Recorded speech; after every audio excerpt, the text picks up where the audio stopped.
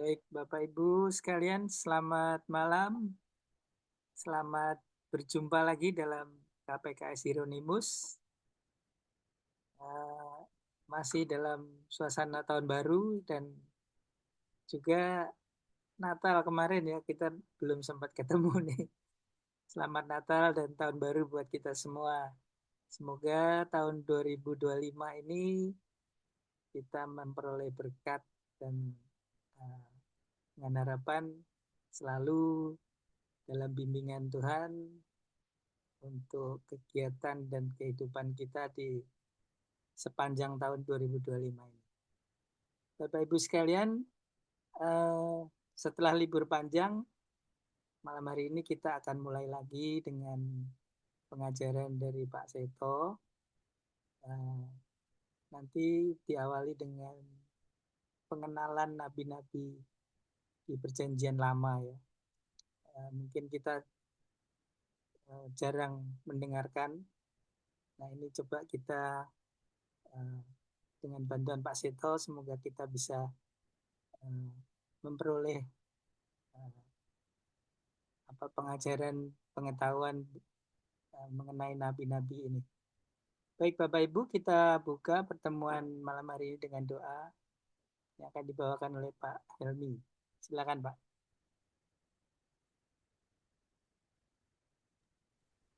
Baik, selamat malam Bapak Ibu sekalian. Senang sekali dapat berjumpa kembali pada malam ini. Kita belajar bersama ya Bapak Ibu. Sebelumnya kita berdoa dulu dalam nama Bapa, Putra, dan Roh Kudus. Amin. Bapa yang ada di surga, kami ucap syukur bahwa Engkau senantiasa memberi yang terbaik kepada kami, di mana dalam keadaan yang sehat ya Bapak. Dan kami percaya Engkau bukakan hati, jiwa, dan pikiran kami melalui roh-Mu ya Bapa, sehingga kami siap untuk mendengar pengajaran yang akan disampaikan oleh Pak Seto mengenai nabi-nabi dalam Perjanjian Lama. Ya Bapa, semoga Engkau memberikan berkat-Mu kepada seluruh peserta yang ada pada saat ini, dan juga teman-teman yang akan menyusul datang. Ya Bapa, bekal yang Kau berikan pada kami sungguh memperkuat iman kami, dan kami mohon ya Bapa, agar apa yang Kau sampaikan pada kami menjadi iman kami, sekaligus juga membuat kami untuk berbuat, untuk menyampaikan kabar gembira kepada sesama. Terima kasih Bapa atas kesempatan yang Kau berikan pada kami. Kami juga ingin mohon berkat-Mu juga kepada para pengurus, yaitu Pak Narto ataupun dengan Bu Yvonne dan teman-teman lainnya yang selalu setia setiap Selasa melalui komunitas Hieronymus memberikan kesempatan untuk belajar bersama Pak Seto. Dan tak lupa juga berikan kekuatan-Mu, kuasa-Mu kepada Pak Seto. Berilah kesehatan senantiasa sehingga apa yang disampaikan dengan teguh dan tegas memberi pelajaran buat kami semua. Kemuliaan kepada Bapa, Putra, dan Roh Kudus, seperti pada permulaan, sekarang, selalu, dan sepanjang segala abad. Amin. Dalam nama Bapa, Putra, dan Roh Kudus. Amin. Baik, terima kasih Pak Helmi. Baik Bapak Ibu sekalian, mari kita dengarkan pengajaran dari Pak Seto. Silakan Pak. Iya Pak, terima kasih. Selamat malam Ibu, Bapak, dan saudara-saudara semua. Selamat malam Pak Seto. Ya, kita akan belajar kitab Nabi-Nabi ya. Dan kalau mau belajar kitab Nabi-Nabi, minimal kita perlu memperhatikan dua hal. Mana yang termasuk dalam kelompok atau yang termasuk dalam kitab Nabi-Nabi. Kemudian yang kedua, siapa dan apa tugas dari seorang nabi. dalam hal ini juga kita perlu melakukan klarifikasi. Karena begini, bisa jadi, ini walaupun Katolik, ya, banyak orang yang Katolik ini ya, itu mengerti atau memahami kata nabi, peran nabi, itu bukan dari ajaran di dalam gereja Katolik, tetapi dari mendengar yang lain, orang lain berbicara. Ambil contoh, Em, begini, Bapak Ibu pernah nggak mengucapkan Nabi Adam gitu? Hmm. Kalau Bapak Ibu pernah mengucapkan Nabi Adam, pertanyaan berikutnya, em, Bapak Ibu ngertinya dari gereja Katolik atau dari kepercayaan lain? Dari Contoh Islam. berikut, Kalau Muslim ya. Iya. contoh yang dari berikutnya, Islam.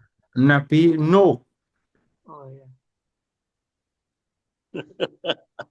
menyebut Nabi Nuh. Nah, pertanyaannya itu sebutan Nabi untuk Nuh itu Bapak Ibu dapatkan dari siapa dulu? Bapak Ibu boleh boleh cek kok, boleh cek di kitab Kejadian bab 2, bab 3, bab 4 itu ada Adam di situ. Kemudian di Kejadian bab 6, 7, 8, 9, 10 itu ada Nuh di situ. Dan apakah kemudian lihat aja di situ Adam atau Nuh apakah disebut nabi. Kemudian yang berikutnya eh, banyak orang memahami nabi itu begini. Nabi mendengar apa yang dikatakan oleh Tuhan, kemudian mengingat apa yang didengarkan, lalu menyampaikannya. Nah, kemudian kalau memahaminya begitu, lalu akan kembali lagi mengerti pemahaman tentang Nabi yang seperti itu kita temukan atau kita dapatkan dari mana.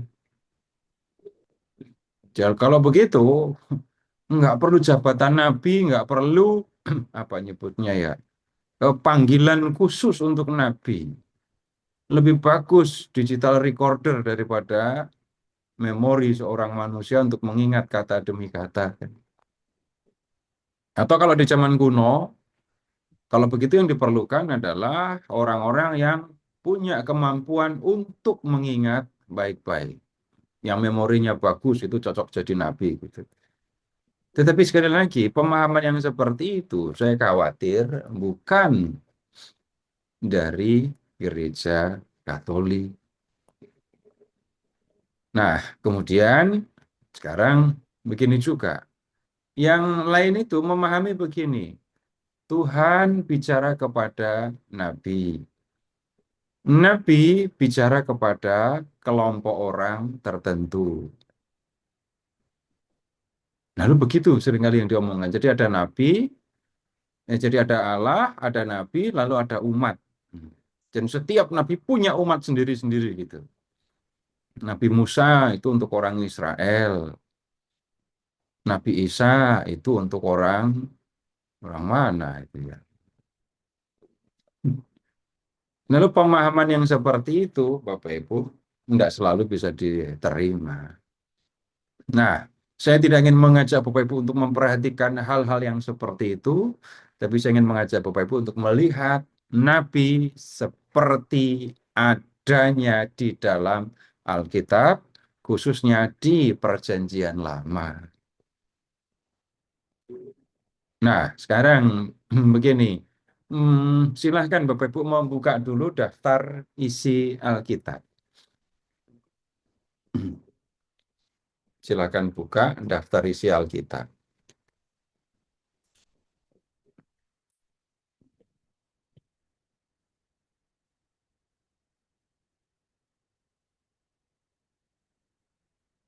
Di daftar isi Alkitab di bagian Perjanjian Lama, silahkan cari Yesaya. Ya, cari Yesaya. Lalu perhatikan nama-nama ini. Yesaya, Yeremia, Yehezkiel, Daniel. Ini 4 orang atau 4 nabi yang seringkali disebut nabi besar. Kemudian yang berikutnya, lihat dari Hosea, Yoel, Amos, Obadja, Yunus, Mika, Nahum, Habakuk, Zefanya, Hagai, Zakaria, Maleaki. Ini ada 12 orang nabi yang seringkali disebut sebagai nabi kecil. Disebut besar karena kitabnya tebal, disebut kecil karena kitabnya tipis. Nah, di antara nabi-nabi ini, Bapak Ibu, ada loh nabi-nabi yang namanya jarang terdengar. Bahkan orang nggak tahu kalau ada nabi yang namanya Obadja. Ada nabi yang namanya Nahum, Habakuk, gitu ya. Sementara orang lain mengatakan nabi itu ada banyak, tapi tidak satu pun menyebut nama ini.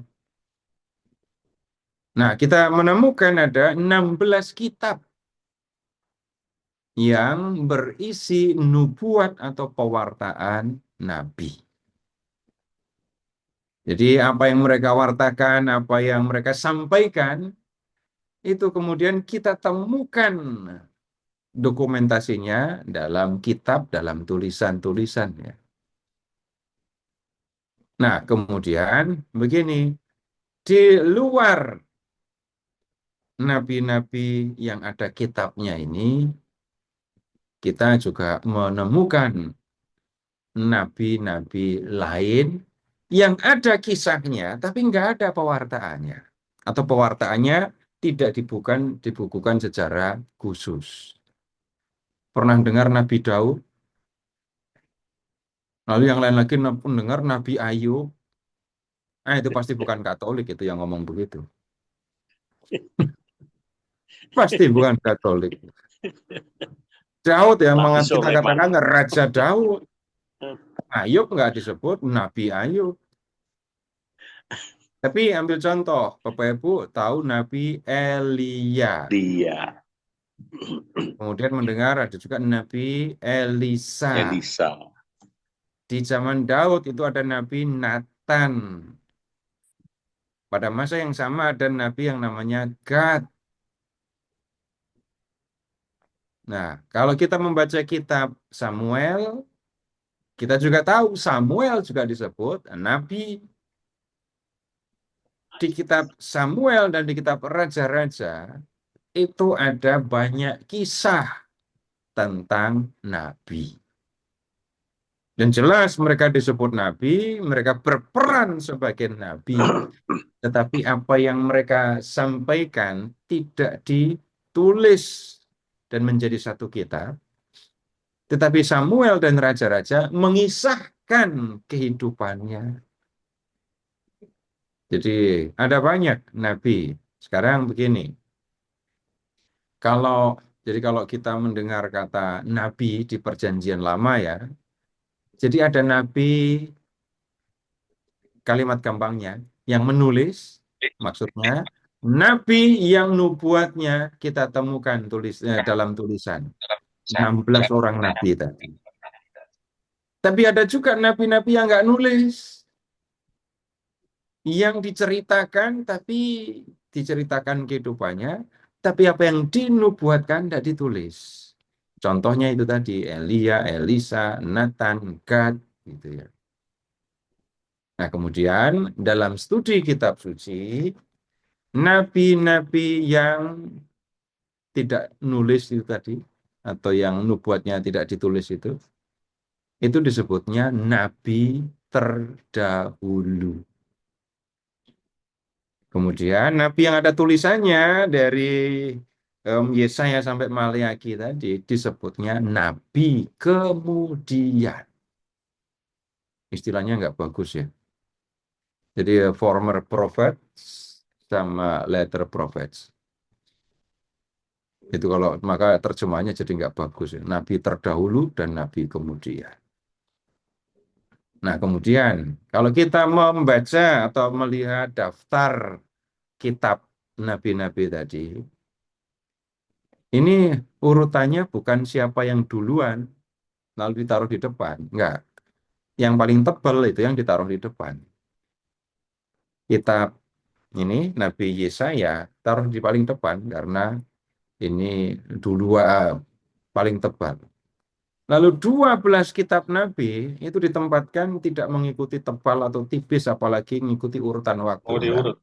Dikumpulkan saja begitu. Sini. Yang paling tipis, paling Nanti ya. sedikit, itu kan Nabi paling tipis ya, itu Nabi Obadja. Itu paling sedikit tulisannya. Jadi kalau yang 12 Nabi kita tidak ketemu sebenarnya dengan bagaimana cara menempatkan ini kitab-kitab ini menurut urutan apa gitu. Nah, kemudian sekarang begini, ketika ini seorang nabi itu berkarya, nabi itu berkarya untuk kelompok orang tertentu, untuk orang tertentu, pada waktu yang tertentu pula, di tempat yang tertentu pula.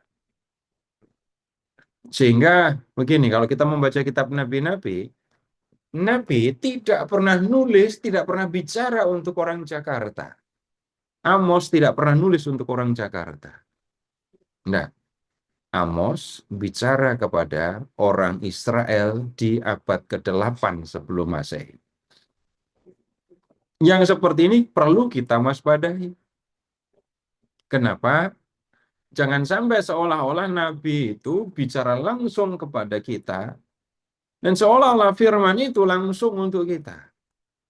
Pembacaan yang seperti ini biasanya akan sangat selektif, akan memilih kalimat yang bagus, dan kemudian kalimat yang bagus itu untuk saya begitu. Tapi giliran ketemu kalimat-kalimat yang negatif, nggak akan kalimat itu diterapkan untuk saya dan untuk kelompok saya. Lalu bagaimana kita harus membaca, memahami kitab nabi-nabi? Bapak Ibu silahkan membayangkan begini. Nabi A itu berbicara kepada orang Israel di zaman kuno. Lalu apa yang kita lakukan? Kita masuk ke zaman kuno dan kemudian berusaha memahami ya apa yang disampaikan Nabi itu kepada orang di zaman itu. Hosea bicara kepada orang Israel abad ke-8 sebelum Masehi. Nah, kita masuk ke abad 8 sebelum Masehi ke Israel. Lalu kita berusaha mendengarkan apa yang dikatakan Hosea kepada umat di zaman itu. Itu langkah yang pertama. Langkah yang kedua, baru kita cari tahu kebenaran tentang Tuhan yang disampaikan di dalam nubuat Nabi. Dan kebenaran tentang Tuhan itu nanti juga akan menyangkut apa yang dikehendaki Tuhan untuk umat di zaman sekarang. Nah, begitu cara membacanya. Sekali lagi, kalau orang membacanya seolah-olah kitab ini langsung untuk saya, maka konsekuensinya adalah pembacanya akan milih-milih. Yang cocok untuk saya dan kelompok saya ambil, yang nggak cocok nggak akan saya ambil. Itu pembacaan yang tidak jujur kalau begitu, pembacaan yang tidak fair.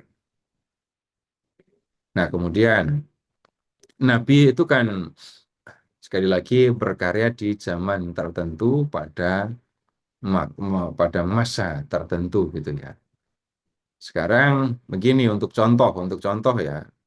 Untuk contoh, Bapak Ibu silahkan ke Yesaya bab 7.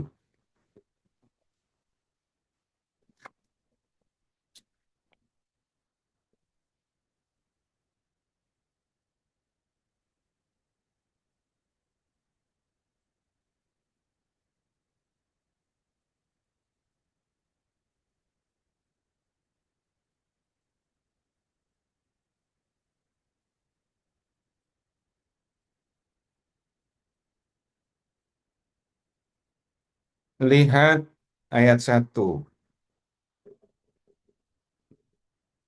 Dalam zaman Ahaz bin Yotam bin Uzziah Raja Yehuda, maka Rezin Raja Aram dengan Pekah bin Remalia, Raja Israel, maju ke Yerusalem untuk berperang melawan kota itu, namun mereka tidak dapat mengalahkannya.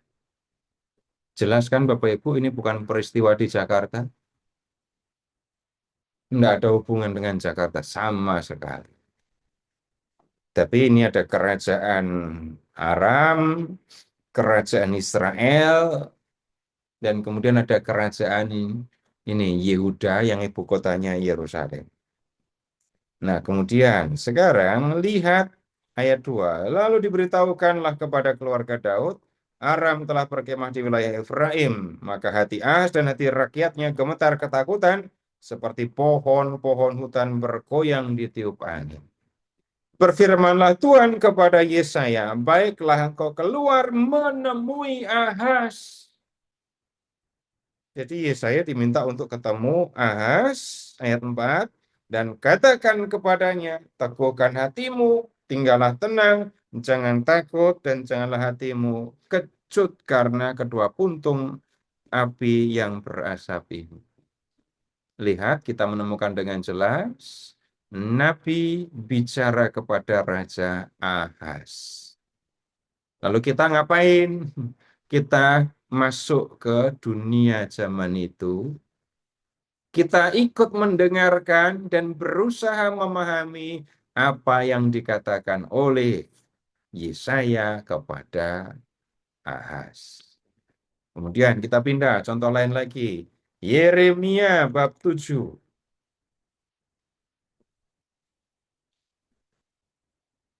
Yeremia bab 7.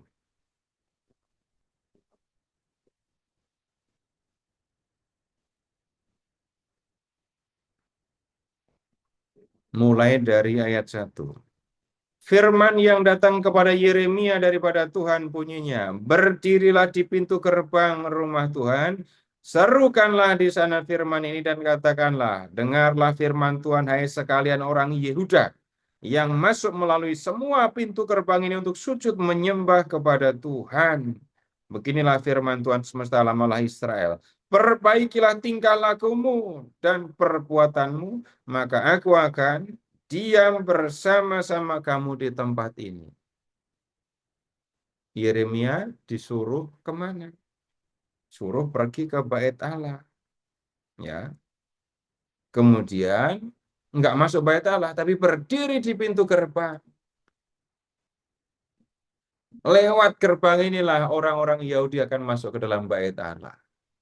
Nah, Yeremia harus berbicara kepada orang-orang Yahudi yang mau masuk ke bait Allah. Itu yang terjadi. Yeremia bicara kepada mereka. Jadi Yeremia tidak berjaga di gerbang gereja Santo Stefanus gitu ya. Enggak ada di situ. Bedanya di pintu gerbang Yerusalem. Kapan?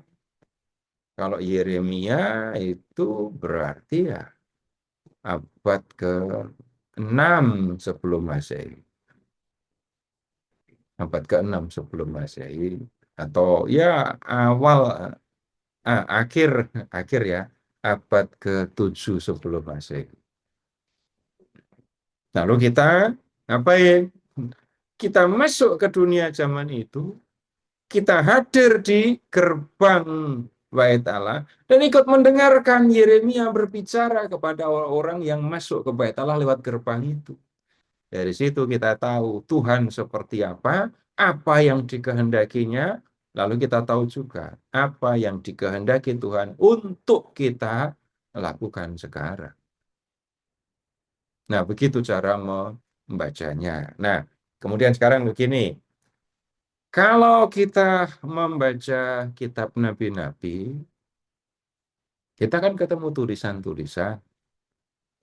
Tapi kemudian begini, Bapak Ibu, tulisan itu dari perikop yang satu ke perikop yang berikutnya, jangan kaget kalau tidak nyambung. Jangan kaget kalau antara satu perikop dengan perikop yang lain, itu nggak nyambung. Sekarang misalnya Bapak Ibu ada di Yeremia bab 7 kan? Coba lihat ke bab 6. Perikop yang terakhir. Ayat 27. Aku telah mengangkat engkau di antara umatku sebagai penguji. Engkau harus tahu bagaimana menyelidikinya.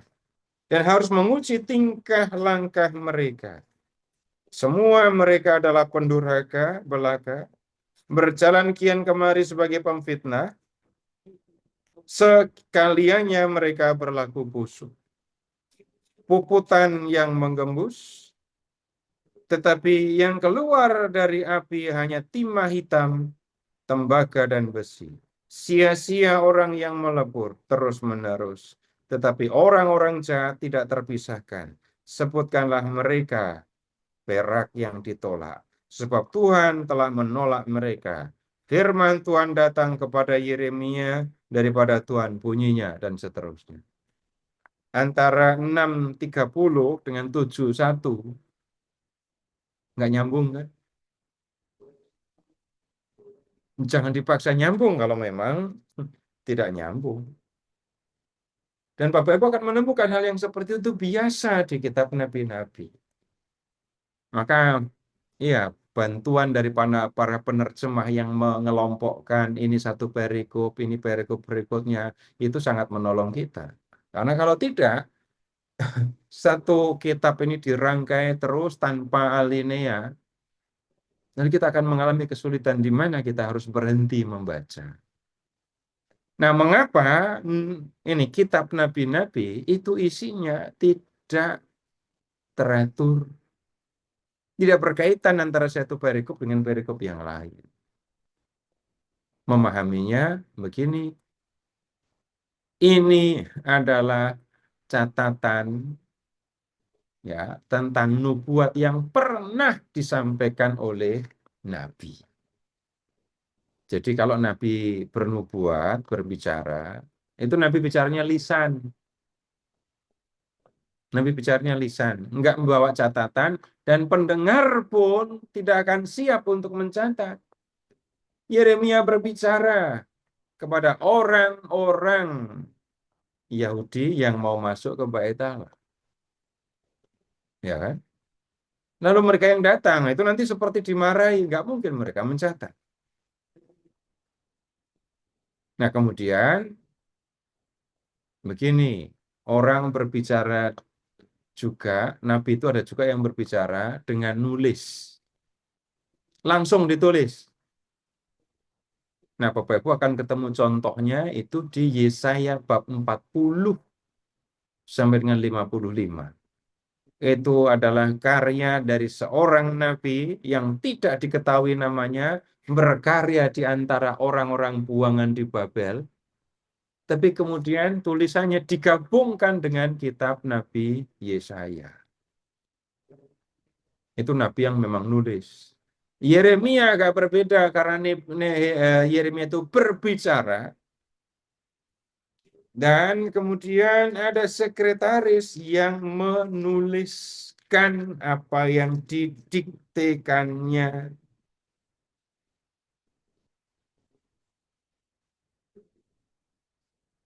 Nah, kemudian sekarang Bapak Ibu untuk ini jelasnya ya, tolong membuka Yeremia bab 36. Yeremia 36.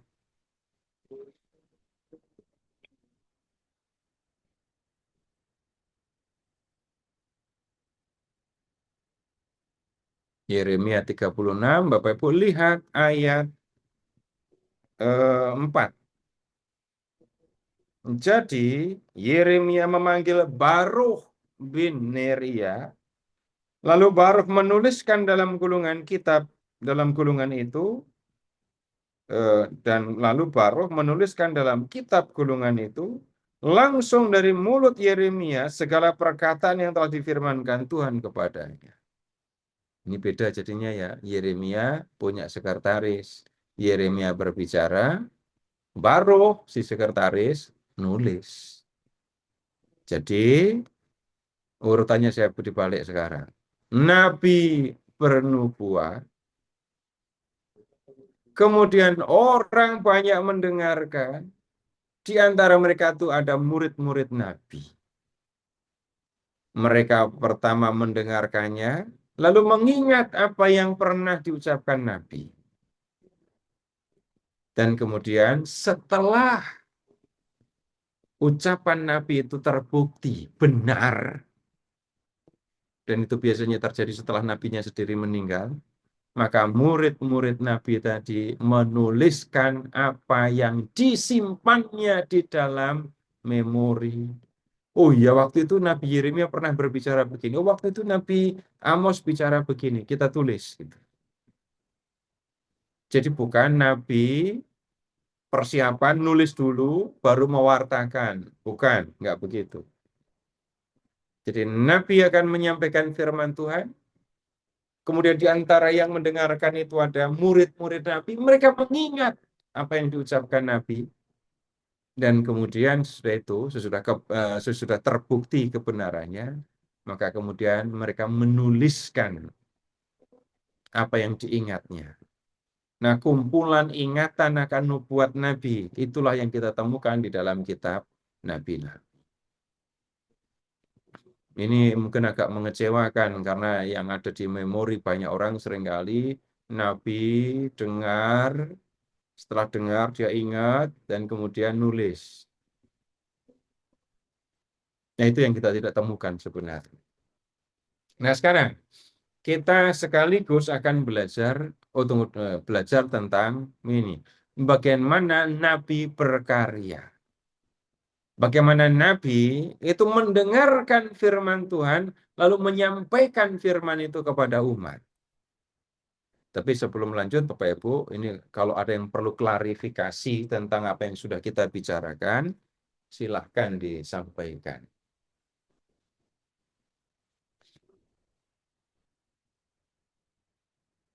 Silakan Bapak Ibu, mungkin ada yang mau bertanya. Ya, supaya ya kita maju pelan-pelan, kita diskusi pelan-pelan. Kalau ada yang perlu diklarifikasi, silahkan. Kalau enggak, ya kita lanjut. Mau tanya, Pak. Silahkan nyalakan kamera dan berbicara. Ya, silahkan. Sinyalnya lagi kurang bagus, Pak. Oh, Minta izin ya, off-cam. ya.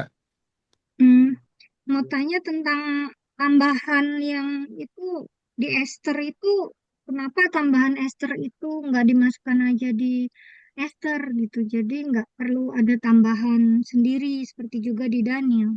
Itu, Pak. Oh, ini pertanyaannya nggak menyinggung tentang kitab nabi-nabi ini, Bu, ya. Oh, ya. Ya, itu tidak termasuk kitab nabi-nabi, ada tambahan Ester, ada tambahan Daniel. Kenapa tidak disatukan saja kalau memang tambahan? Pada dasarnya begini, kitab Ester itu kan bahasa Ibrani, lalu diterjemahkan ke dalam bahasa Yunani. Ketika diterjemahkan ke dalam bahasa Yunani, ya, itu dituliskanlah tambahan Ester itu. Nah, kitab yang kita miliki sekarang ini, Ester itu terjemahan dari bahasa Ibrani, bukan dari bahasa Yunani. Nah, tambahannya itu diterjemahkan dari bahasa Yunani, karena nggak ada bahasa Ibraninya. Nah, ke pemahaman dasarnya begitu, kenapa kok dipisahkan. Ya, lebih gampang kalau ditaruh pada tempatnya gitu ya. Tapi antara lembaga Biblika dengan lembaga Alkitab, itu tahun 68 ada kesepakatan untuk mencetak Alkitab seperti yang kita terima sekarang. Begitu, Bu. Masih, Pak. Ya, masih ada, silahkan kalau ada. Silahkan kalau ada. Kalau enggak, saya bicara, kita lanjutkan. Pak Seto, Nah, enggak ada. Oke, sekarang begini. kalau ini Pak, kalau kitab ratapan itu kenapa disisipkan di antara Yeremia itu Pak? Lihat di Deuterokanonika, Bapak-Ibu juga ketemu dengan kitab Baruh kan? Baru. Lihat di Deuterokanonika, Iya. itu ada Baruh. Iya. Ya, kitab Ratapan itu ditempatkan sesudah Yeremia. Karena dalam tradisi Yahudi, ratapan diyakini ditulis oleh Nabi Yeremia. Baruh ditempatkan sesudah ratapan. Karena baruh seperti yang kita lihat di Yeremia 36 tadi, itu adalah sekretaris Nabi Yeremia.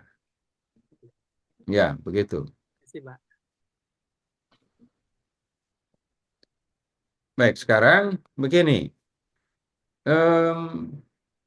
Dari ini pemahaman yang seringkali ada di dalam pikiran, di dalam pemahaman orang banyak. Nabi mendengar Tuhan berbicara A, B, C, D. Setelah Nabi mendengar, Nabi pergi kepada orang tertentu, lalu menyampaikan apa yang didengarnya dari Tuhan. Pemahaman umum seringkali begitu. Tetapi, Bapak Ibu, dalam prakteknya bukan hal yang seperti itu yang terjadi. Ada unsur seperti itu, ada. Tapi itu bukan jawaban atas semua yang terjadi dengan Nabi. Jadi tugas Nabi itu kan menyampaikan firman Allah, gitu ya. Karena tugasnya menyampaikan firman Allah, maka langkah pertama yang harus dilakukan itu adalah mendengarkan apa yang difirmankan oleh Allah. Mendengarkan apa yang dikehendaki oleh Allah. Apa yang didengar kemudian itu disampaikan. Nah, ini tadi yang saya sampaikan. Orang seringkali memahami proses ini dengan pertama mendengarkan itu Tuhan mendikte, kemudian yang kedua Nabi menyampaikan itu mengulang kata demi kata yang disampaikan Tuhan kepadanya. Nah, yang seperti itu kita tidak temukan. Lalu bagaimana prosesnya? Langkah pertama ini tadi ya, Nabi mendengarkan, Nabi memahami yang dikehendaki oleh Tuhan. Bapak Ibu begini, kalau ada seorang pengikut Yesus tinggal dalam komunitas bersama gitu ya. Lalu ada kelompok orang, kelompok pengikut Yesus.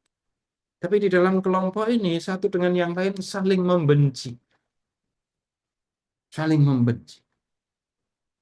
Bapak Ibu, pertanyaannya, kelompok atau orang-orang yang seperti ini tindakannya sesuai dengan kehendak Tuhan atau tidak? Tidak. Tidak. Dari mana Bapak Ibu tahu kalau tindakan seperti ini tidak sesuai dengan kehendak Tuhan? Tidak berdasarkan kasih. Dari mana urusan kasih ini Bapak Ibu bisa didapatkan? Kenapa Bapak Ibu nyebutnya tentang kasih?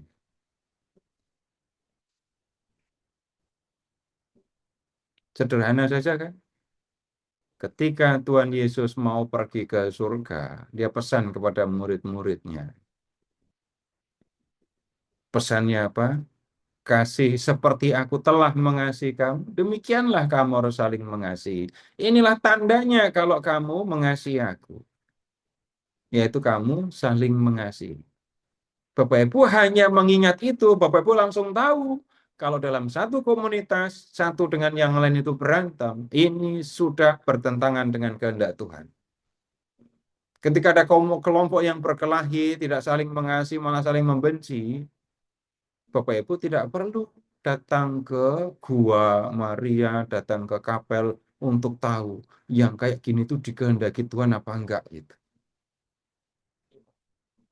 Nah, sekarang begini, Bapak Ibu silahkan membuka kitab Keluaran bab 20.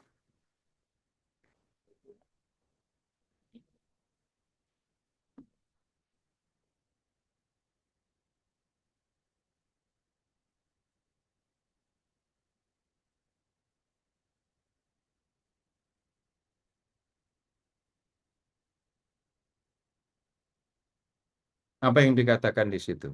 Keluaran 20 ayat 1 sampai dengan 3.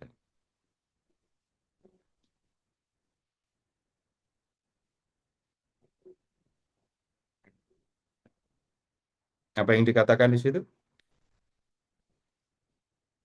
Lalu Allah mengucapkan segala firman ini. Akulah Tuhan Allahmu yang membawa engkau keluar dari tanah Mesir, dari tempat perbudakan. Jangan ada padamu ilah lain di hadapanku. Itu Itu, Pak. semua orang Yahudi tahu. Ini perjanjian Sinai. Nah, dalam perjanjian Sinai ini, Yahweh menjadi Allah Israel, Israel menjadi umat Yahweh. Karena Israel adalah umat Yahweh, maka lihat, jangan ada padamu ilah lain di hadapanku. Jangan sampai kamu menyembah dewa-dewi, gitu ya. Lalu para nabi itu melihat orang-orang di zamannya menyembah dewa Baal, menyembah dewi Asyera, menyembah dewa Moloch, dan seterusnya. Ketika Nabi melihat orang-orang Israel menyembah berhala, para nabi tidak perlu mencari petunjuk ini sesuai dengan kehendak Tuhan apa enggak, karena itu sudah dinyatakan di dalam Taurat, sudah dinyatakan di dalam perjanjian Sinai yang tampak di dalam Keluaran bab 20 ini tadi. Jadi untuk mengatakan tindakan penyembahan berhala itu tidak sesuai dengan yang dikehendaki Tuhan, Nabi tidak perlu dapat penglihatan, nggak perlu mendengarkan. Sudah jelas itu, nggak perlu diskusi, nggak perlu bertanya. Menyembah dewa-dewi itu jelas tidak sesuai dengan yang dikehendaki Tuhan. Kemudian itu cara yang pertama untuk mengerti kehendak Tuhan ya. Cara pertama mengerti kehendak Tuhan itu memperhatikan, melihat apa yang sudah ditulis, yang sudah umum dipahami gitu ya, tentang yang dikehendaki Tuhan. Kemudian hal yang kedua berkaitan dengan ini, cara Nabi mendengarkan, memahami firman Tuhan. Ini cara yang kedua ini, pendengaran dan penglihatan. Pendengaran dan penglihatan. Sekarang begini, Bapak Ibu, kita lihat tentang penglihatan ya.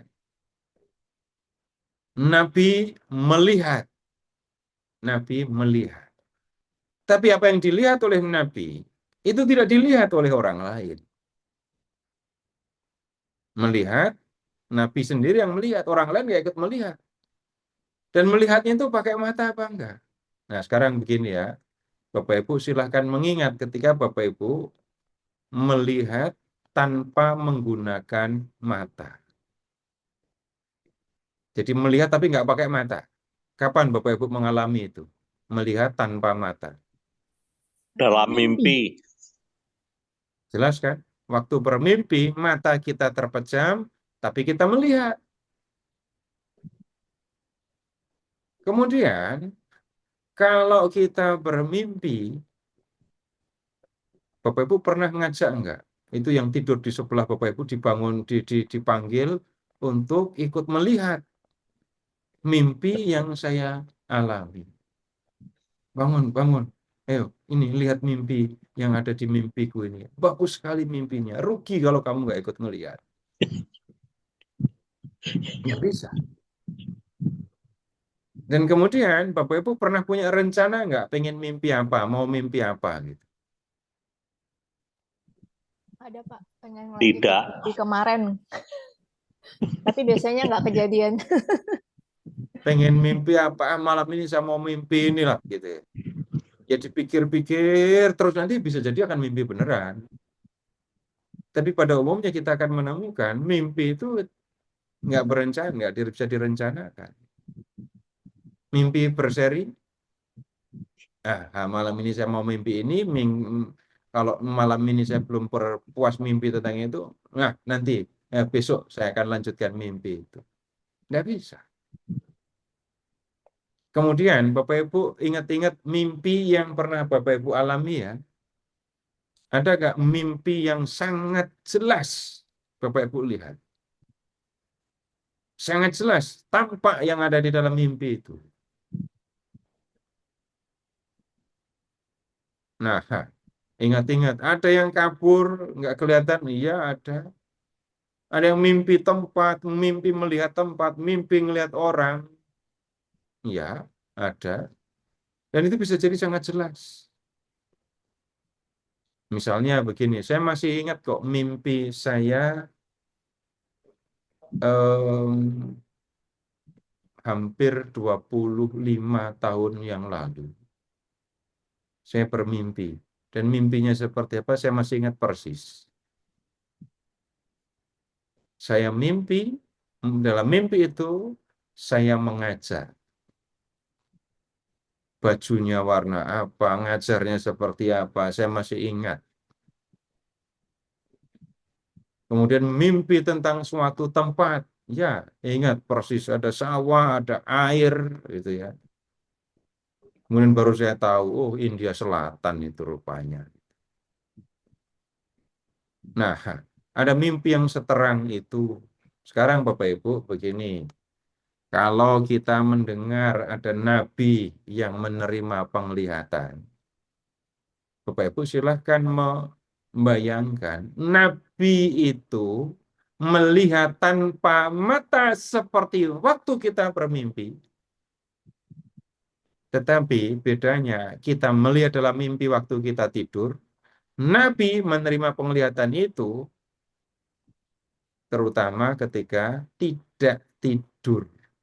Jadi situasinya nabi sadar, tidak tidur, lalu dia melihat seperti yang kita alami dalam mimpi itu. Kalau membaca kitab-kitab lain bisa jadi akan ketemu juga.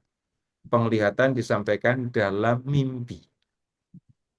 Karena mimpi di perjanjian lama dan di perjanjian baru itu seringkali digunakan oleh Allah untuk menyampaikan apa yang dikehendaki. Sekarang ambil contoh ya. Silahkan ke kitab ini ya yang gampang dulu ya. Amos.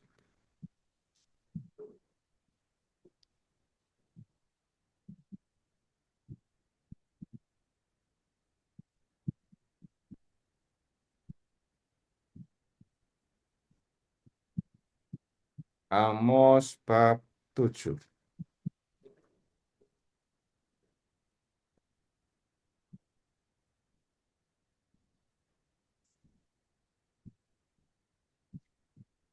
Amos bab 7. Lihat ke ayat 4.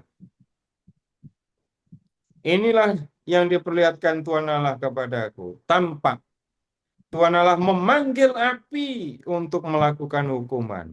Api itu memakan habis samudra raya dan akan memakan habis ladang. Yang tampak, yang dilihat oleh Amos. Api, Tuhan memanggil api. Gimana Tuhan manggil api itu? Api datang. Lalu apinya datang. Dan api ini akan ditugaskan untuk menjatuhkan hukuman. Untuk melakukan hukuman yang akan dijatuhkan oleh Allah. Lalu lihat, api itu memakan habis samudera. Jadi apinya datang ke samudera, lalu samuderanya dibakar oleh api, airnya kering, airnya habis. Bapak Ibu bilang, wah mustahil, masa api menghabiskan air samudera. Ini kalau di mimpi, mana yang mustahil? Atau kebalik ya, kalau kita mengalami mimpi, atau kita akan menemukan hal yang memang mustahil. Ada nggak yang pernah mimpi main bola voli tapi pakai buah kelapa? Itu bangun pasti pegel semua itu badannya. Mimpi terbang, oh itu paling senang saya kalau mimpi terbang itu. Mimpi terbang itu paling menyenangkan untuk saya. Tapi sudah lama sekali saya nggak ngalami mimpi yang mimpi dan dalam mimpi itu saya terbang. paling seneng tapi udah lama sekali saya nggak mimpi terbang itu. Memang saya terbang. Nah, saya di tempat tidur kok terbang. Nah, namanya mimpi, bisa itu terjadi. Kemudian Bapak Ibu silahkan mengingat, pernah mimpi ada di tempat yang jauh sekali apa enggak? Yang saya sebut tadi itu, saya bermimpi suatu tempat yang ada sawah, air gitu, yang hijau gitu. Tapi kemudian yang ketika saya sampai ke India Selatan, oh ini yang saya lihat di mimpi saya dulu gitu. Ya di mimpi ya gimana? Dalam mimpi saya pergi ke India. Enggak, ketampak ya enggak bisa. Nah, dalam mimpi, namanya juga mimpi, kita akan menemukan hal yang bisa dikatakan tidak biasa. Kemudian yang berikutnya, ini ada yang sederhana juga mimpinya sebentar. Penglihatannya sederhana juga ada. Sekarang sebentar supaya yang gampang untuk dilihat, diperhatikan. Bab 8, Amos bab 8. Ayat 1. Inilah yang diperlihatkan Tuhan Allah kepadaku, tampak sebuah bakul berisi buah-buahan musim kemarau. Penglihatannya sederhana sekali ya. Bakul isinya buah musim kemarau. Cuma itu doang mimpinya. Yang dilihat. Lalu berfirmanlah ia, apa yang kau lihat, Amos? Jawabku, sebuah bakul berisi buah-buahan musim kemarau. Nah, kemudian mimpi yang penglihatan yang diterima Nabi seringkali tidak langsung jelas maknanya. Nah, kita ketemu dalam penglihatan ini lalu ada penjelasan tentang makna dari yang dilihat itu. Kemudian kita ke Yesaya bab 40.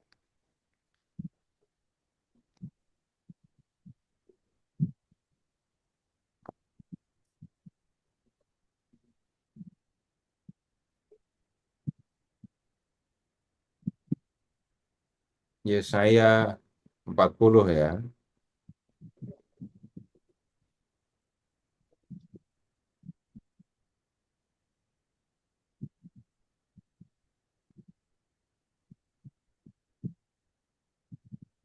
Ayat 3. Ada suara yang berseru-seru. Persiapkanlah di padang gurun jalan untuk Tuhan. Luruskanlah di padang belantara jalan raya bagi Allah kita. Setiap lembah harus ditutup dan setiap gunung dan bukit diratakan. Tanah yang berbukit-bukit harus menjadi tanah yang rata. Dan tanah yang berlekuk-lekuk menjadi dataran. Maka kemuliaan Tuhan akan dinyatakan dan seluruh umat manusia akan melihatnya bersama-sama. Sungguh Tuhan sendiri telah mengatakannya. Nabi berkata di ayat 3, ada suara yang berseru-seru. Berarti Nabi mendengar ada suara. Seperti dalam penglihatan, orang lain tidak bisa diajak untuk ikut mendengarkan. Hanya Nabi yang mendengarkan suara itu, yang lain tidak bisa ikut mendengarkannya. Nah, Bapak Ibu, ini contoh ya. Cara kedua bagaimana Nabi memahami kehendak Tuhan itu dengan penglihatan dan pendengaran. Ini murni inisiatifnya dari Allah. Jadi Allah bisa menyampaikan kehendaknya lewat mimpi, lewat penglihatan.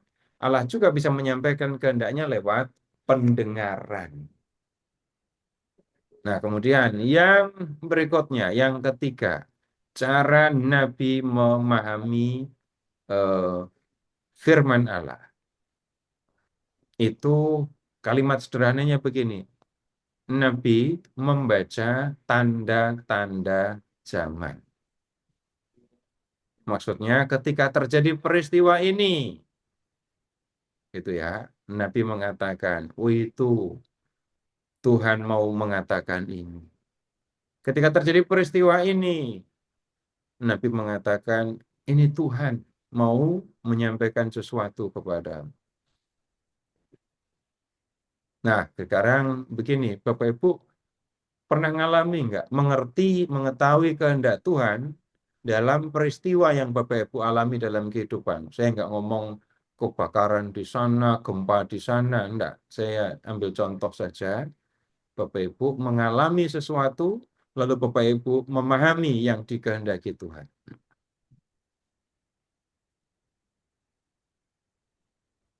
Ambil contoh begini loh. Ini menyenangkan tapi untuk saya. Menyenangkan tapi juga menyedihkan juga sih. Ketika ini awal, termasuk awal setelah pulang dari sekolah, saya kan dapat pekerjaan macam-macam banyak gitu ya. Dari pekerjaan di kantor, keluar kota, organisasi, ngajar di mana-mana gitu. Dan saat itulah Bapak Ibu, saya tidak bisa, saya mengalami tidak bisa membedakan mana Senin, mana Minggu. Jadi antara Senin sama Minggu buat saya sama saja.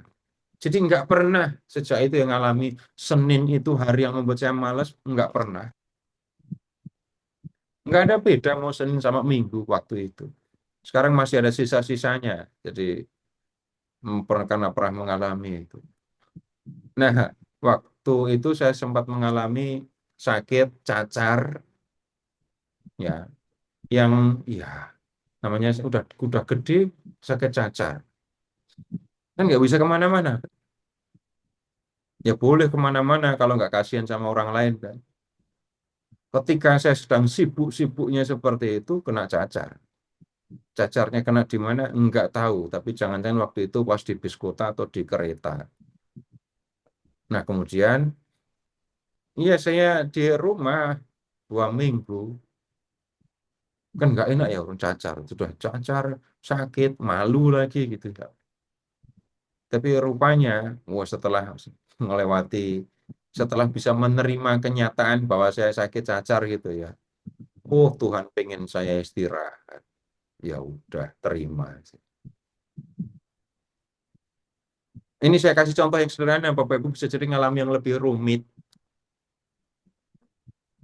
Dalam banyak kesempatan Bapak Ibu amati, karena ketika mengalami peristiwa ini, ketika mengalami peristiwa yang lain, jangan-jangan Tuhan mau menyampaikan sesuatu. Banyak. Bapak Ibu silahkan periksa, jangan sampai pengalaman-pengalaman penting yang sebenarnya itu pernyataan Tuhan, itu pengalaman bersama Tuhan, tapi dilewati begitu saja. Dan Tuhan yang ada di depan mata, istilahnya begitu ya, itu nggak saya lihat sama sekali. Rugi kalau ngalami yang seperti itu. Kemudian begini, hari-hari ini saya diingatkan akan pengalaman saya, apa nyebutnya ya, meditasi, yang saya bisa katakan meditasi yang paling indah yang saya alami. Meditasi yang paling indah yang saya alami dan saya belum pernah mengalaminya lagi. Dan saya mengalaminya itu waktu awal kelas 3 SMA. Ini teman-teman peristiwanya kan gini. Teman-teman saya SMA itu ada grup WA, terus ada niat untuk membuat buku kenangan gitu ya. Lalu yang mau berminat menulis silahkan menulis. Saya bukan yang pertama menulis, tapi ada teman saya nulis lagi. Lalu kok saya ingat apa ya menyebutnya, macam-macam hal yang saya alami waktu sekolah dulu. Tapi yang tidak pernah saya lupa, itu adalah pengalaman meditasi itu. Kemudian ketika sedang menulis, untuk apa nyebutnya ya, entah namanya itu ya, sharing pengalaman waktu sekolah, itu apa yang saya dapatkan waktu sekolah. Tidak ada pilihan lain. Nomor satu yang harus saya pilih adalah pengalaman ketemu Tuhan dalam meditasi itu. Dan ketika menulis, saya seperti dibawa masuk lagi dalam suasana ketika saya meditasi itu. Nah, ini kan soal sepele kan. Teman-teman seangkatan mau bikin buku. Lalu saya tergerak untuk menulis, dan ketika menulis saya seolah diingatkan akan pengalaman perjumpaan dengan Tuhan dulu.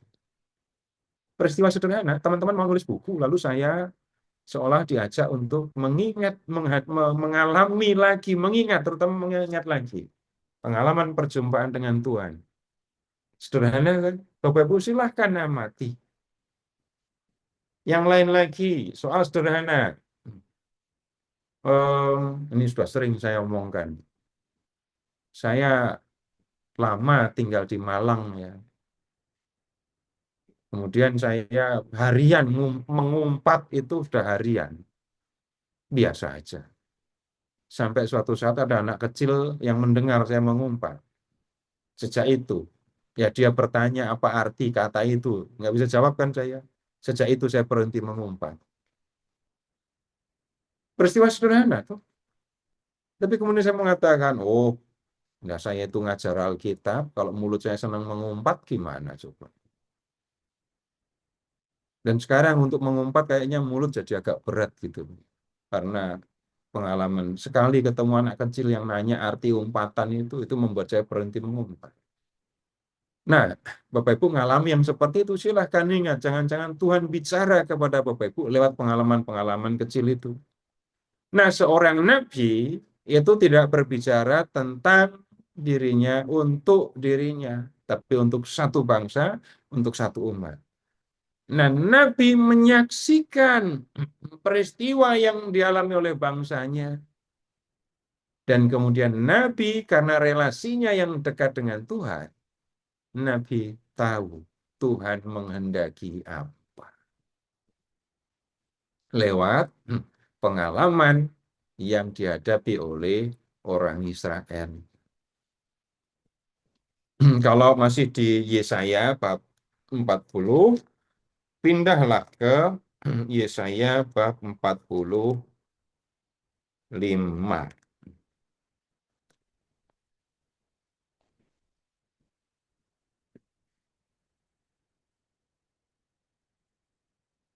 Ini ada peristiwa besar dan sungguh-sungguh terjadi di dalam sejarah.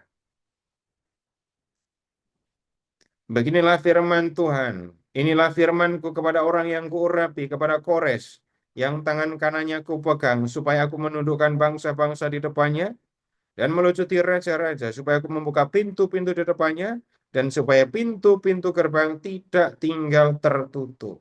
Aku sendiri hendak berjalan di depanmu, hendak meratakan gunung-gunung, hendak memecahkan pintu-pintu tembaga, dan hendak mematahkan palang-palang besi. Aku akan memberikan kepadamu harta benda terpendam dan harta kekayaan yang tersembunyi, supaya engkau tahu bahwa akulah Tuhan Allah Israel yang memanggil engkau dengan namamu. Perhatikan nama Kores. Dan kalau memperhatikan ayat-ayat ini tadi, Bapak Ibu menemukan Kores yang sangat kuat pasukannya, lalu menaklukkan bangsa-bangsa di sekitarnya. Itu benar terjadi di dalam sejarah. Kores Raja Persia, dia menyatukan dua kerajaan, Persia dan Media. Yang berkuasa pada zamannya itu adalah kerajaan Babel. Ketika kerajaan Babel melemah, Kores menaklukkan Babel. Umat Allah sedang berada di Babel karena pembuangan. Nabi ini tadi yang tulisannya ada di Yesaya mulai dari ayat 40, melihat gerak maju pasukan Kores. Ini tanda zaman, ini peristiwa dalam sejarah.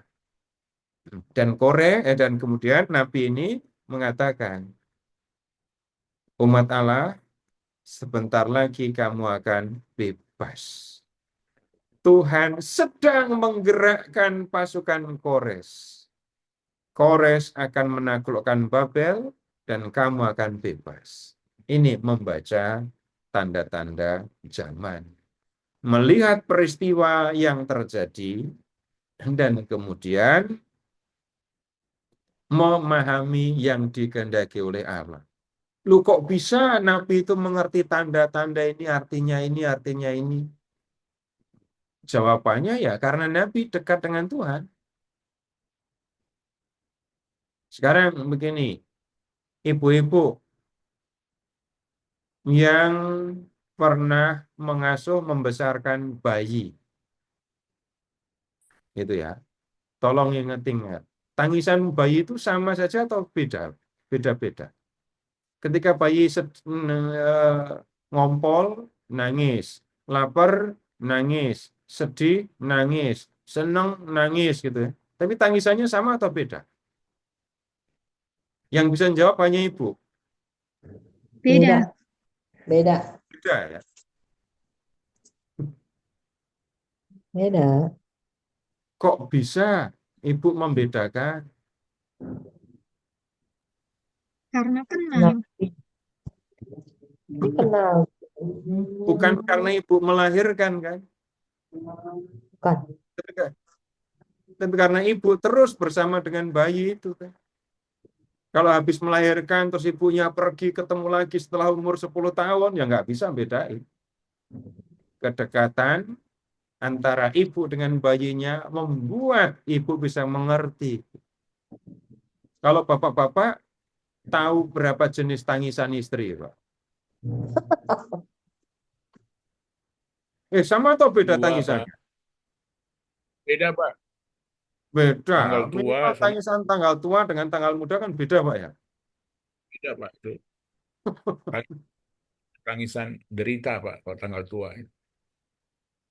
Itu kita bisa membedakan karena terus bersama. Kalau nggak pernah ketemu ya nggak akan bisa membedakan. Nabi terus bergaul dengan Tuhan, maka dia tahu apa yang dikehendaki, apa yang dirasakan oleh Tuhan. Nanti kalau kita membaca kitab Nabi Hosea, kita diajak benar-benar melihat seorang nabi yang ikut merasakan apa yang dirasakan oleh Tuhan. Itu cara Nabi memahami kehendak Allah. Satu, dengan memperhatikan perjanjian Sinai, 10 perintah. Kemudian yang kedua, melalui pendengaran dan penglihatan. Dan yang ketiga, dengan membaca tanda zaman. Tugas Nabi menyampaikan firman Allah, menyampaikan kehendak Allah. Kalau Tuhan menyuruh Nabi berbicara, Nabi akan berbicara. Kalau Tuhan tidak menyuruh Nabi berbicara, Nabi nggak akan bicara. Kemudian suruhan atau perintah ini bisa jadi bukan lewat pendengaran ya, tapi ada dorongan kuat yang dirasakan oleh Nabi. Ketika Nabi Yeremia mau resign jadi Nabi, ya itu dia merasakan bahwa di dalam tulang-tulangnya itu ada sesuatu yang seperti api yang menghanguskan, ada seperti api.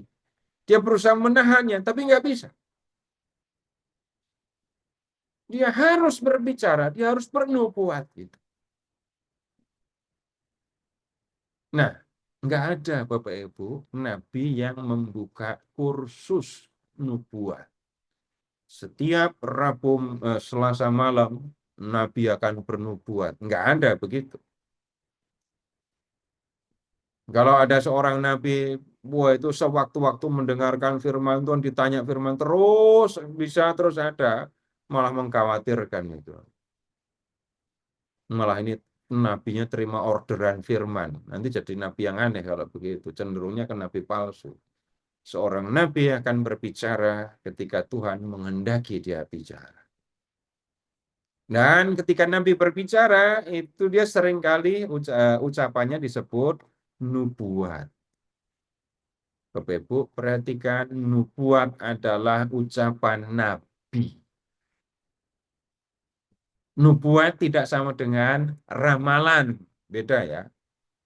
Nubuat dengan ramalan itu beda. Kalau ramalan itu kan membuat hitungan tentang apa yang akan terjadi di masa yang akan datang. Kalau Nabi berbicara, Nabi bernubuat, Dia bisa berbicara tentang masa yang lalu, bisa bicara tentang masa sekarang, bisa bicara tentang masa yang akan datang. Kalau kamu tidak bertobat, kamu akan celaka. Kalau sekarang kamu tidak bertobat, besok entah kapan kamu akan celaka. Nah, sekarang kita lihat bagaimana seorang nabi itu menyampaikan firman Tuhan. Yang pertama harus diingat lagi, umumnya nabi itu kan bicara, bernubuat secara lisan. Secara lisan. Ya, jadi nabi berbicara, orang mendengarkannya. Nah, sekarang begini. eh Bapak Ibu ada yang bisa nyanyi lagu Bintang Kecil? Saya nggak minta Bapak Ibu nyanyi. Saya mau minta tolong Bapak Ibu pertama kali nyanyi lagu Bintang Kecil itu waktu Bapak Ibu umur berapa?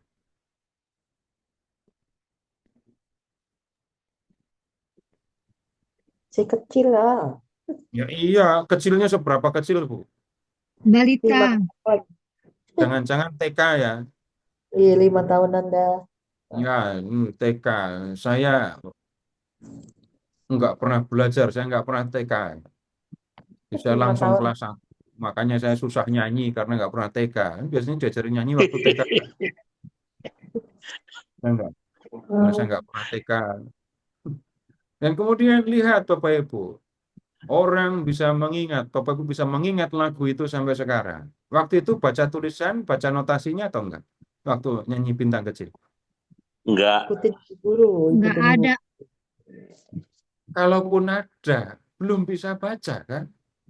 Betul.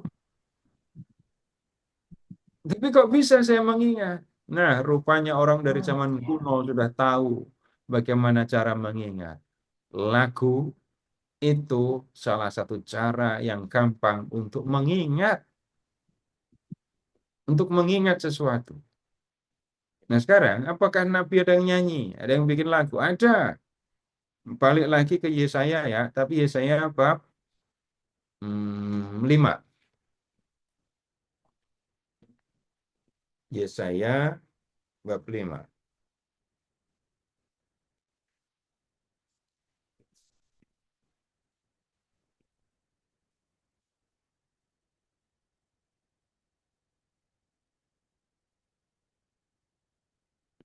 Ini cerita yang dilakukan.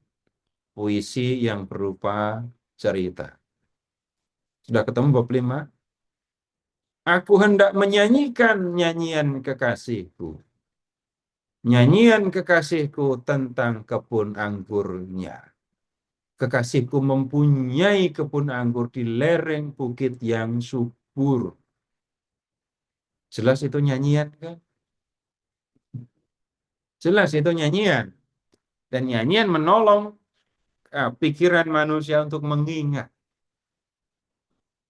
Bapak Ibu kalau diminta nyanyi Indonesia Raya semua bisa. Tapi sekarang tolong ucapkan syair Indonesia Raya tanpa lagu.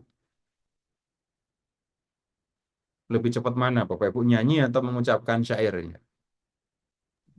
Lebih cepat Cepat nyanyi. nyanyi. Betul. Nah, itu salah satu cara untuk menyampaikan sesuatu secara lisan supaya gampang diingat itu dengan lagu. Itu ya. Kemudian yang lain lagi, cara yang dekat dengan lagu ya, itu dengan puisi atau syair. Dan bagian besar dari kitab nabi-nabi itu isinya syair. Dan itu akan tampak Bapak Ibu kalau kita mengamati penulisan di dalam teks Alkitab. Kalau ngomong aku hendak menyanyikan nyanyian tentang kekasihku, itu barisnya rata kiri kan? Nyanyian kekasihku tentang kebun anggurnya, menjorok ke dalam kan? Kekasihku mempunyai kebun anggur di lereng bukit yang subur, rata kiri. Ia di lereng bukit yang suburnya ini masuk ke menjorok ke dalam. Itu cara penulisan puisi Ibrani kayak gitu. Jadi dengan menggunakan puisi, syair, itu orang juga gampang mengingat. Nah, kemudian Bapak Ibu silahkan mengingat saja. Dulu pernah deklamasi nggak? Ya, ya. Deklamasi. Itu menghafal kan? Dan hafalannya itu berupa syair. Terus Bapak Ibu pernah menghafal novel? Enggak. Kurang kerjaan menghafal novel pasti. Kalau puisi dihafal. Baris-barisnya terbatas, kata-katanya, pilihan katanya khusus. Itu membuat orang gampang mengingat. Bagian besar dari kitab nabi-nabi itu isinya puisi. Kemudian dalam puisi, Bapak Ibu, begini, kalau dalam puisi lama, pantun misalnya ya, itu kan ada permainan bunyi di bagian belakang gitu kan ya. Sekarang banyak orang, ini pokoknya acara di gereja itu kan banyak yang pakai pantun kan. Sampai sekarang saya belum satu pantun pun saya tulis gitu. Tapi di mana-mana orang menggunakan pantun. Yang istimewa adalah permainan bunyi, permainan kata. Nah, dalam bahasa Ibrani yang seperti itu juga ada. Tapi ketika diterjemahkan ke dalam bahasa Indonesia, permainan bunyinya tidak kelihatan lagi. Ya, yaitu yang tersimpan di memori saya waktu belajar Amos, yaitu kalimatnya begini, wa hakil kalau yikle. Kilkal pasti pergi ke pembuangan. Nggak kelihatan permainan katanya kan. Bahasa Ibraninya kilkal galo yikle. Terjemahnya kilkal pasti pergi ke pembuangan. Nggak kelihatan permainan bunyinya. Kemudian yang berikutnya, yang membuat orang gampang mengingat itu juga cerita. Cerita. Bapak Ibu silahkan mengingat cerita yang Bapak Ibu dengarkan waktu kecil dan masih diingat sampai sekarang. Yang paling dekat dengan masa kecil saya itu ya, yang paling dekat dengan masa kecil saya ya, itu cerita tentang Loro Jonggrang. Atau cerita tentang Bandung Bondowoso yang bikin Candi 1000 itu ya. Ketika saya datangi Candi Sewu itu, nah sekarang saya sudah lihat candi yang ditendang oleh Bandung Bondowoso jatuh ke arah selatan itu sekarang sudah diperbaiki. Cerita rakyat itu bukan arkeologi. Kalau arkeologi ngomongnya lain. Tapi dalam cerita rakyat, ya kita mendengar. Dan yang diceritakan itu bisa tersimpan sangat lama di memori. Nah, apakah Nabi bercerita? Iya, Nabi bercerita. Bapak Ibu ketemu dengan Nabi Nathan bercerita tentang orang kaya, orang miskin, gitu kan ya. Sampai Daud terpesona, lalu mengatakan, sungguh orang itu harus mati. Sekarang Bapak Ibu untuk contoh ya, untuk contoh yang gampang diingat, tolong membuka Yeskiel bab 23. Udah gitu ceritanya kayak gini lagi, pasti akan diingat lama sekali.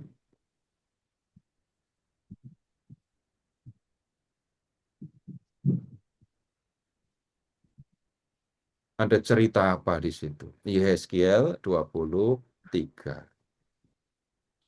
Kakak beradik Ohola dan Oholib. Saya membaca cerita ini waktu SMA dulu. Masa. Dan nggak pernah lepas, atau nggak pernah saya lupa, Yeskiel 23 gitu, itu nggak pernah saya lupa.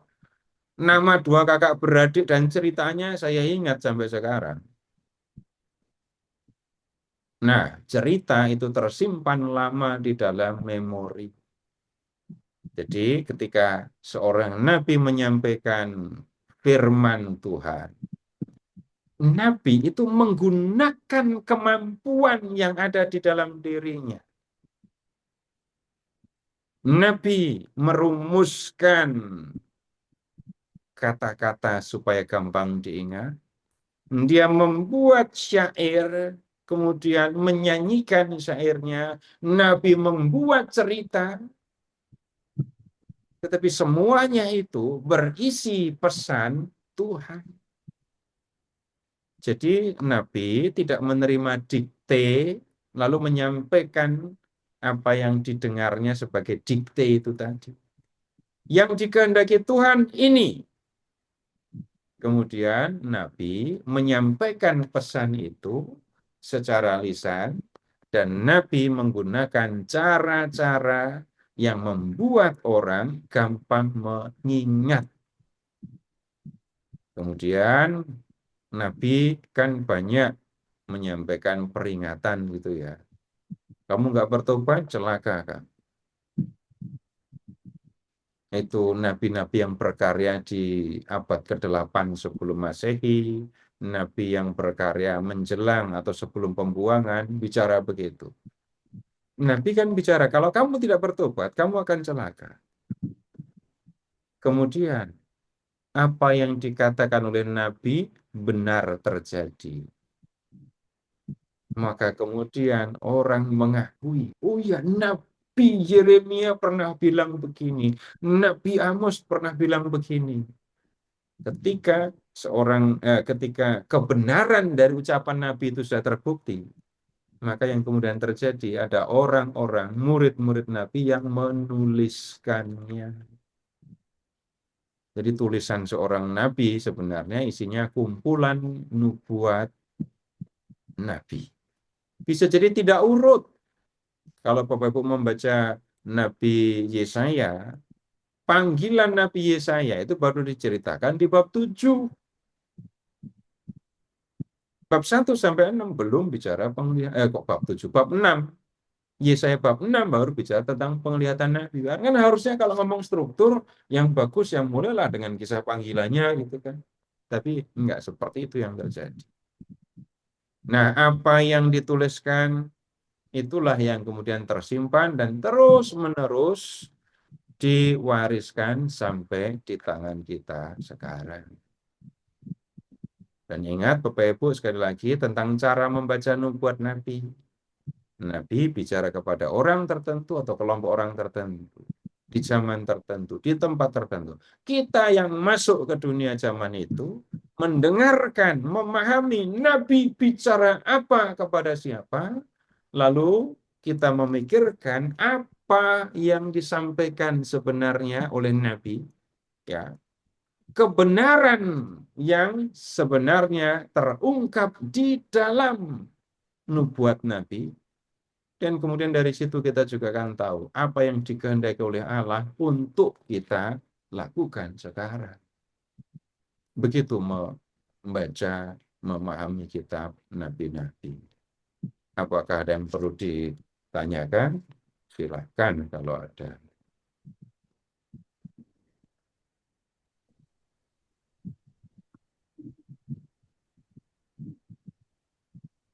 Silakan Bapak Ibu. Yang mau ditanyakan. Pak Seto mau nanya dong, Pak Seto. Silakan Bu. Ya, silakan. Hai. Untuk nabi-nabi kayak Yesaya, Yeremia, Yeskiel itu kan seolah-olah ada orangnya ya Pak ya. Bukan seolah-olah, memang ada orangnya atau terinspirasi dari orang tersebut. Bagaimana dengan Daniel ya Pak ya? Daniel memang agak berbeda. Sebenarnya Daniel tidak termasuk dalam kelompok kitab para nabi. Daniel itu khusus karena sastra yang digunakan itu sastra apokalipsis. Ada miripnya dengan di Yeskiel bab pertama itu ya. Kalau pertanyaannya ada orangnya apa enggak? Ada. Coba lihat Daniel ya. Kitab Daniel.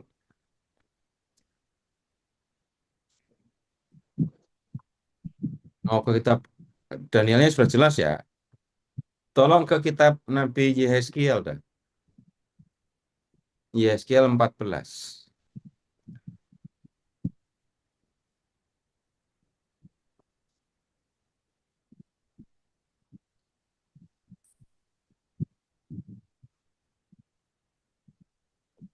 Cari dulu Yehezkiel 14.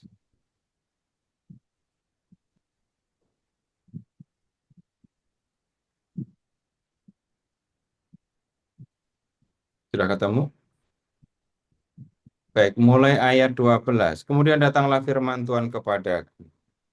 Hai anak manusia, kalau suatu negeri berdosa kepadaku dengan berubah setia dan aku mengacungkan tanganku melawannya dengan memusnahkan persediaan makanannya dan mendatangkan kelaparan atasnya dan melenyapkan dari negeri itu manusia dan binatang.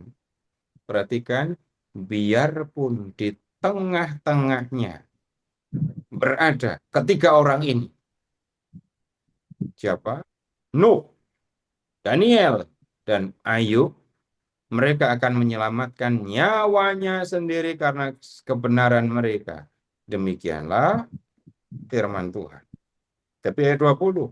Biarpun Nuh, Daniel, dan Ayub berada di tengah-tengahnya, demi aku yang hidup, demikianlah firman Tuhan Allah, mereka tidak akan menyelamatkan baik anak laki-laki maupun anak perempuan, melainkan mereka akan menyelamatkan hanya nyawanya sendiri karena kebenaran mereka.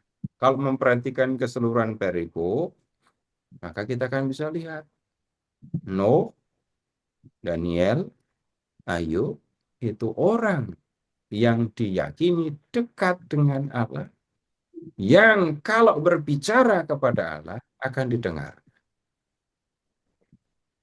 Nanti lain kali kita belajar khusus tentang sastra apokaliptik gitu ya, karena perlu waktu yang lebih panjang untuk mendiskusikan.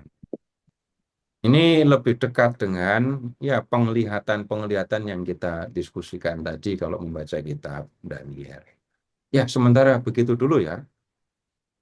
Ada pertanyaan lain? Kalau ada silahkan.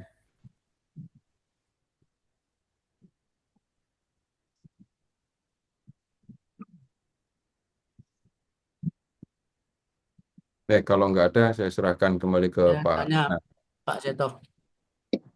Ya, Eh, silakan. nabi palsu itu kan sangat beda dengan nabi yang asli gitu ya. Tapi kenapa kok waktu itu orang percaya pada nabi palsu? Ada orang yang percaya dengan nabi palsu itu.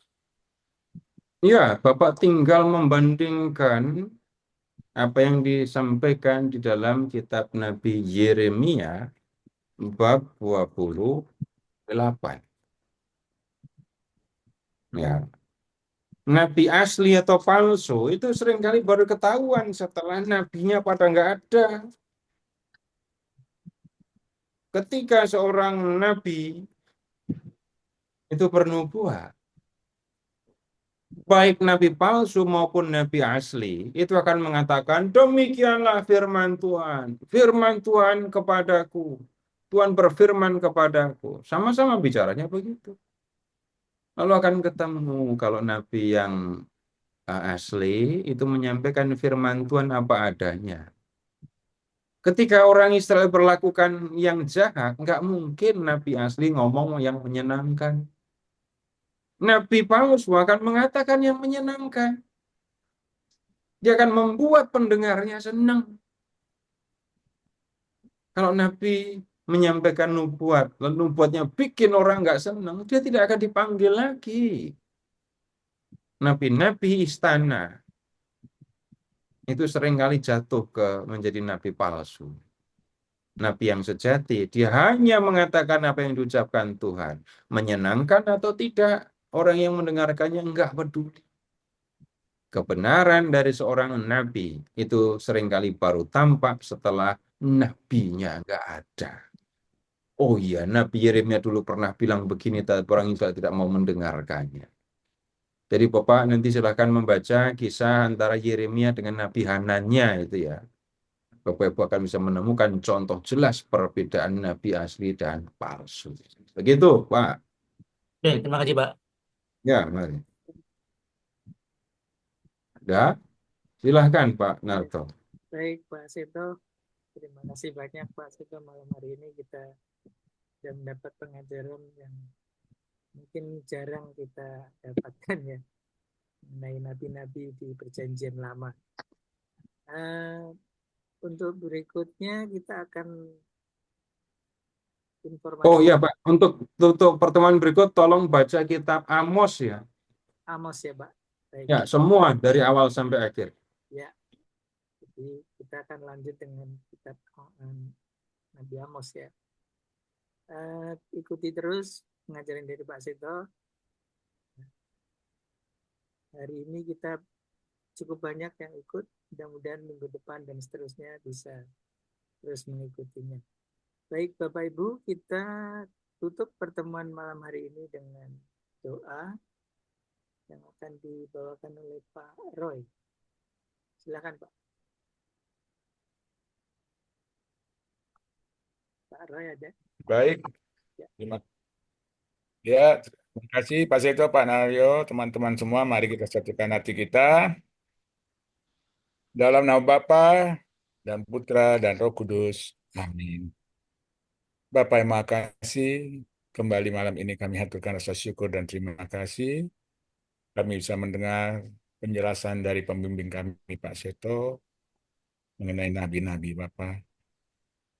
Kami tahu belas kasih yang kau curahkan melalui Pak Seto adalah rahmat bagi kami, agar kami semakin tekun untuk mengenal kuasa kasih-Mu melalui nabi-nabi yang akan kami terus bahas bersama Pak Seto. Maka kami mohon curahkan rahmat-Mu dalam hati kami, berkatilah Pak Seto dan kami semua, agar kami sebagai yang dibimbing juga dengan kerendahan hati membuka diri untuk terus belajar dan belajar. Karena lewat bimbingan Pak Seto kami semakin mengenal nabi-nabi dalam perjanjian lama dan semakin memahami kehendak-Mu Bapa yang Kau sampaikan melalui para nabi yang Kau utus. Berkati juga para romo-romo kami dan juga kami semua yang akan beristirahat, keluarga kami, dan tetaplah Bapa bimbing kami agar tetap tekun melaksanakan tugas perutusan kami di tengah-tengah kehidupan ini, terutama di tengah-tengah keluarga. Semua doa, ucapan syukur, disertai permohonan ini selalu kami sampaikan di dalam nama Yesus Kristus Putra-Mu yang tunggal Tuhan kami, yang bersama dengan Dikau dalam persatuan Roh Kudus, hidup dan berkuasa Allah sepanjang segala masa. Amin. Amin. Dan Putra Roh Kudus. Amin. Terima kasih Pak Seto. Terima Terima kasih Pak kasih. Seto. Terima kasih Bapak Ibu Ibu Bapak. semua. Terima kasih Selamat Pak malam. Narto, Ibu Terima kasih Pak Puan. Seto. Ya.